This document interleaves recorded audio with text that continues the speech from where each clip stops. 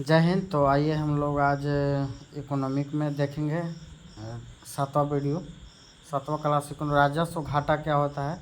तो राजस्व घाटा जो होता है, राजस्व घाटा बराबर होता है राजस्व का व्यय माइनस राजस्व का आय।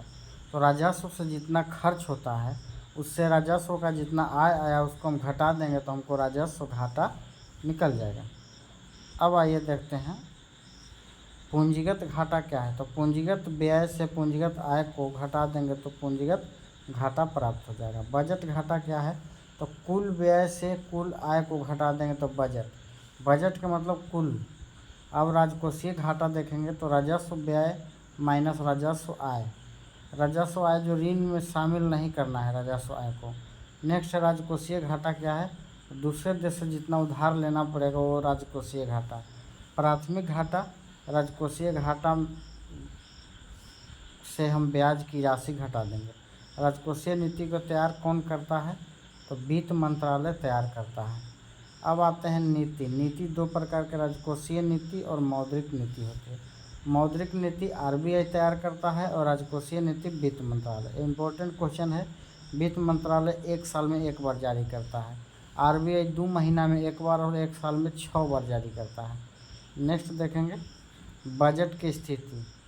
बजट की स्थिति देखेंगे तो अधिशेष बजट, संतुलित बजट और घाटे की बजट। अधिशेष बजट में आय खर्चा से ज़्यादा होता है, संतुलित बजट में आय और खर्चा बराबर होता है और घाटे की बजट में आय खर्चा से कम होता है। नेक्स्ट है टैक्स के बारे में देखेंगे हम लोग। टैक्स के आधार पर देखिए यहाँ प्रगतिशील टैक्स, प्रोग्रेसिव सेल टैक्स, समानुपाती टैक्स, अधोगामी टैक्स। इसमें होता है प्रगतिशील प्रोग्रेसिव टैक्स जो होता है इसमें आय ज़्यादा होता है और टैक्स रेट भी ज़्यादा होता है। प्रतिगामी रिग्रेसिव जो होता है इसमें भी आय ज़्यादा लेकिन टैक्स कम होता है। समानुपाती में आय ज़्यादा और टैक्स रेट फिक्स होता है और ऊर्ध्वगामी आय में आय ज़्यादा और टैक्स भी ज़्यादा, एक सीमा के बाद स्थिर हो जाता है। भारत में जो इनकम है 0 से 2.5 लाख का इनकम जो है उसमें 0% टैक्स है। 2.5 लाख से 5 लाख जिनका 1 साल में इनकम है उनका 5% टैक्स लगता है।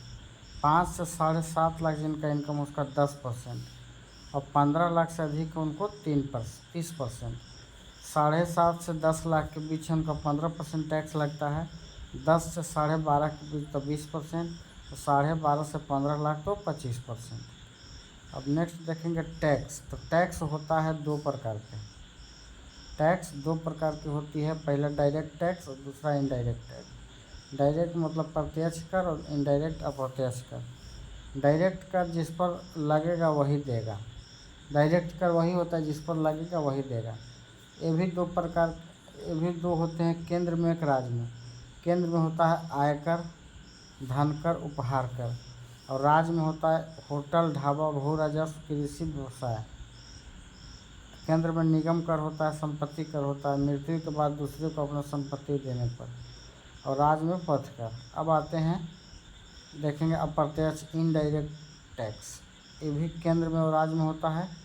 तो केंद्र में जीएसटी, उत्पाद शुल्क, एक्साइज ड्यूटी, सीमा शुल्क, कस्टम ड्यूटी होता है और राज्य में होता है जीएसटी, वैट, मनोरंजन, स्टाम्प शुल्क और वाहन शुल्क। नेक्स्ट देखेंगे यहाँ पे जीएसटी क्या है। जीएसटी का मतलब होता है गुड्स एंड सर्विस टैक्स, वस्तु और सेवा पर लगाने वाला कर। ये होता है अप्रत्यक्ष। लागू करने वाला जो पहला देश था जीएसटी लागू किया, फ्रांस 1954 में। भारत में जीएसटी लागू किया 1 जुलाई 2017 को। भारत में जीएसटी मॉडल जो है कनाडा का मॉडल है।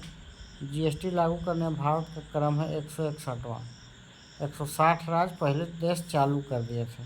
जीएसटी विधेयक 122वां से है और जीएसटी अधिनियम 101वां संविधान संशोधन जब होता है तो 2/3 बहुमत प्लस आधा से अधिक राज्य के से संशोधन होता है।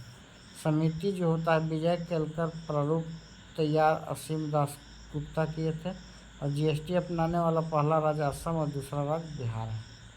जीएसटी में जो टैक्स लगता है 0, 5, 12, 18, 25। जीएसटी पंजीकरण संख्या 15 अंक की होती है।